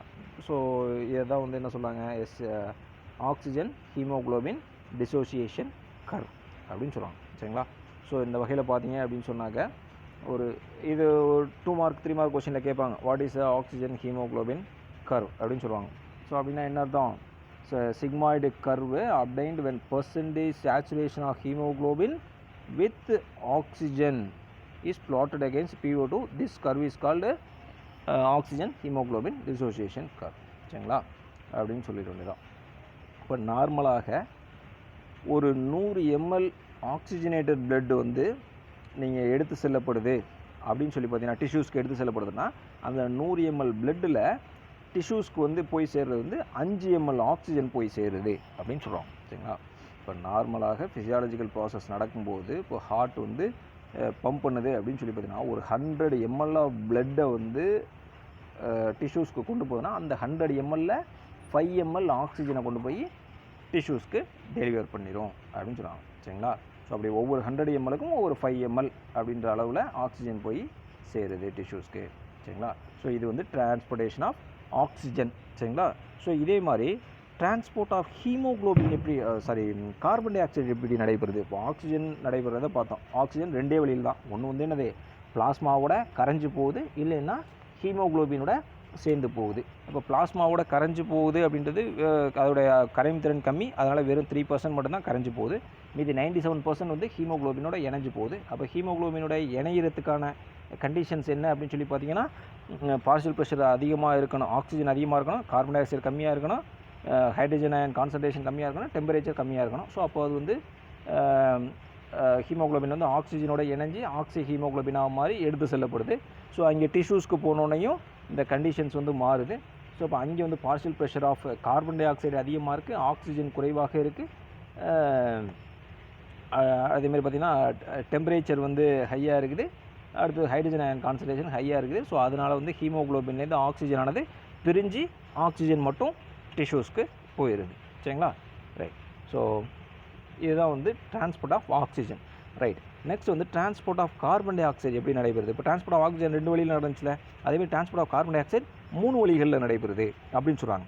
சரிங்களா? ஸோ என்னென்ன அந்த 3 வழி அப்படின்னு சொல்லி பார்த்தீங்கன்னா, ஃபஸ்ட்டு நம்ம ஏற்கனவே ஆக்சிஜன் சொன்ன மாதிரி தான் டிசால்வ்ட் இன் பிளாஸ்மாவில் கரைஞ்சி, பிளாஸ்மாவில் இருக்கக்கூடிய வாட்டர் சப்ஸ்டன்ஸோட கரைஞ்சி அப்படியே போகும். சரிங்களா? ஸோ அங்கே வந்து ஆக்சிஜனுடைய சாலிபிலிட்டி வந்து கம்மியாக இருக்குன்னு சொன்னோம். இப்போ கார்பன் டை ஆக்சைடு கொஞ்சம் அதிகமாக டிசால்வ் ஆகும்.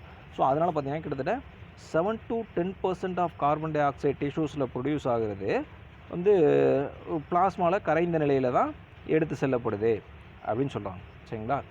ஸோ அதேமாதிரி அடுத்து என்ன அப்படின்னு சொல்லி பார்த்தோன்னா, முதல்ல அந்த ஆக்சிஜன் வந்து எப்படி ஹீமோக்ளோபினோட இணைஞ்சு போச்சுல்ல, அதே மாதிரி இங்கே கார்பன் டை ஆக்சைடும் ஹீமோக்ளோபினோட இணைஞ்சு போகும். சரிங்களா? பவுண்ட் டு ஹீமோக்ளோபின் அப்படின்னு சொல்கிறாங்க. அப்போ கிட்டத்தட்ட 20 to 25% of carbon dioxide. சரிங்களா? ஸோ அது என்ன ஆகுது அப்படின்னு சொல்லி பார்த்தீங்கன்னா, ஆர்பிசியில் இருக்கக்கூடிய ஹீமோக்ளோபின் கூட இணைஞ்சி கார்பமினோ ஹீமோக்ளோபினாக எடுத்து செல்லப்படுது. சரிங்களா? அப்போ முதல்ல வந்து ஆக்சிஜன் பார்த்தோம், Hb + O2 gives O2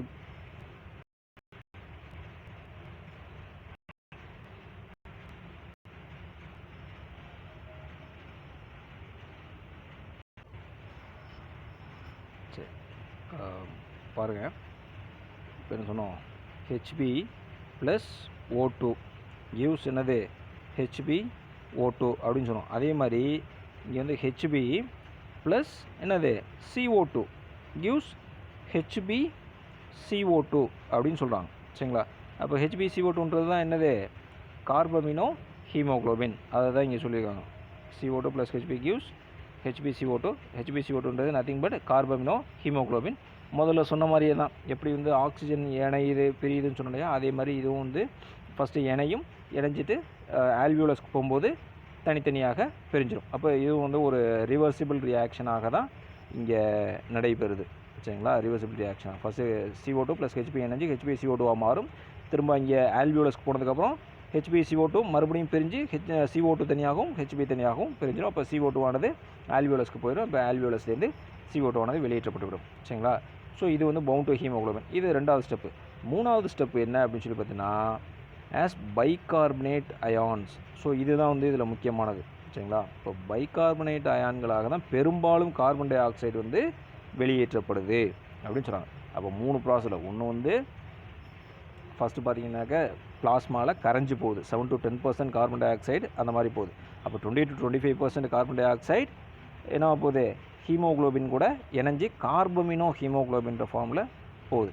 அடுத்து மூணாவது 70% of the carbon dioxide எப்படி தான் வெளியேற்றப்படுது அப்படின்னு சொல்லி பார்த்தீங்கன்னா, டிரான்ஸ்போர்ட்டட் ஆஸ் பைகார்பனேட் அயான்ஸ். அப்போ பைகார்பனேட் அப்படின்னு சொன்னது HCO3 அப்படின்னு சொன்னாங்க. HCO3 பைகார்பனேட் அயனிகளாக தான் வெளியேற்றப்படுது அப்படின்னு சொல்கிறாங்க.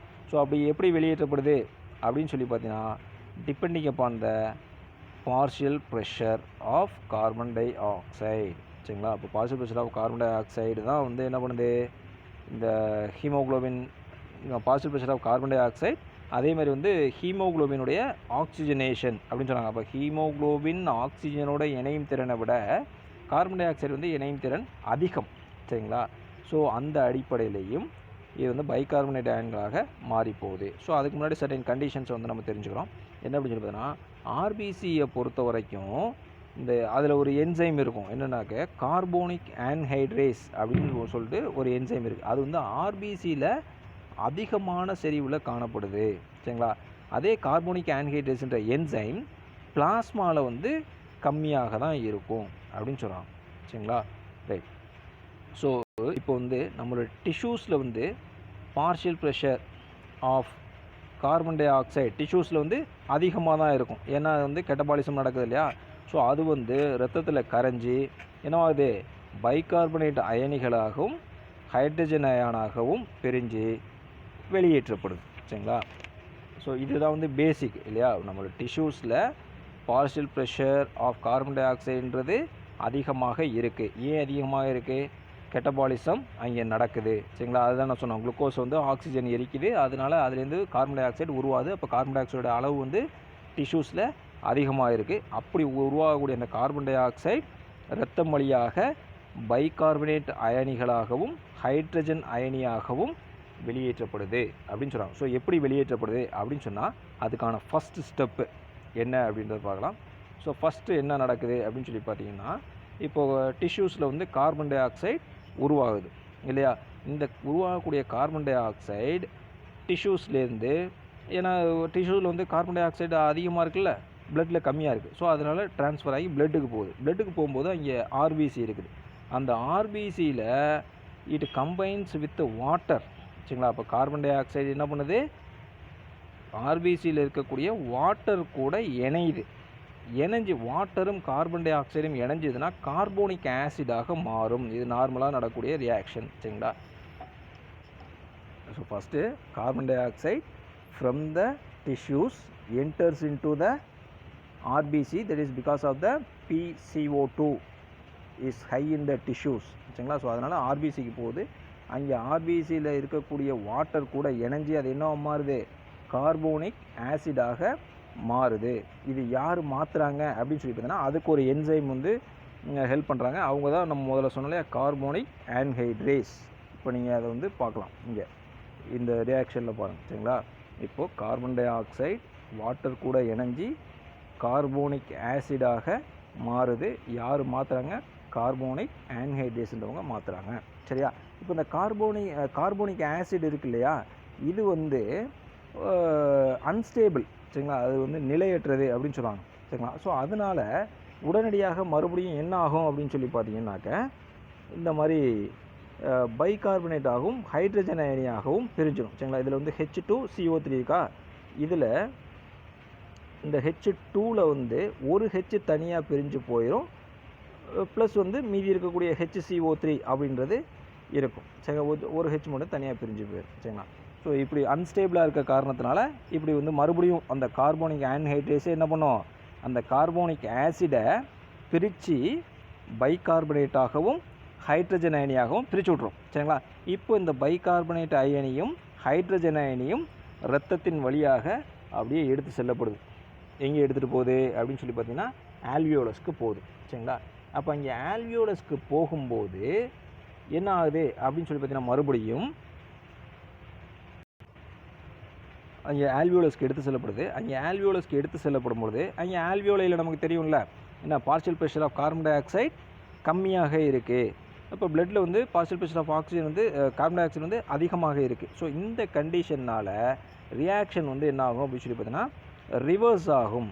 ஸோ அதனால் இப்போ இந்த எடுத்து செல்லப்படுது இல்லையா, அந்த HCO3 ப்ளஸ் H ப்ளஸ் அப்படின்றது என்ன ஆகும் அப்படின்னு சொல்லி பார்த்தீங்கன்னா, இந்த CO3ல் CO2 தனியாகவும் இன்னொரு ஆக்சிஜன் இருக்கு இல்லையா, என்ன O3, அந்த O3ல் வந்து என்னது CO2 தனியாகவும் இன்னொரு O இருக்கும். சரிங்களா, அப்போ இந்த H இந்த H இந்த O, சரிங்களா, இது மூணு சேர்ந்து H2O வாக மாறிடும். ஸோ அப்போ வந்து ரியாக்ஷன் அப்படியே ரிவர்ஸ் ஆகி இந்த ஃபஸ்ட்டில் இருந்தது இல்லையா கண்டிஷன், ஸோ அந்த மாதிரி வந்து CO2 ஆகவும் வாட்டராகவும் ரியாக்ஷன் ரிவர்ஸ் ஆகி ஆல்வியோலஸில் ரிலீஸ் ஆகும். ஸோ ஆட்டோமேட்டிக்காக CO2 ஃபார்ம் ஆகிடுச்சு. ஸோ CO2 ஆனது வெளியேற்றப்பட்டுவிடும். சரிங்களா, ஸோ இப்படி தான் வந்து பைகார்பனேட் அயானாக ஃபார்ம் ஆகி ஃபஸ்ட்டு வந்து ஆக்சுவலாக கார்பன் டை ஆக்சைடு டிஷ்யூஸில் உருவாகுது. அது வந்து ஆர்பிசியில் இருக்கக்கூடிய வாட்டர் கூட சேர்ந்து கார்போனிக் ஆசிடாக மாறுது.